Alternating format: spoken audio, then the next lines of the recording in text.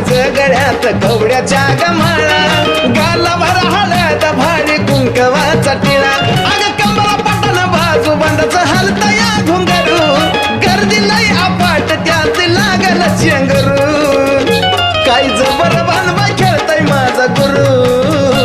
लय जबर बांधवा खेळतोय माझा गुरु हा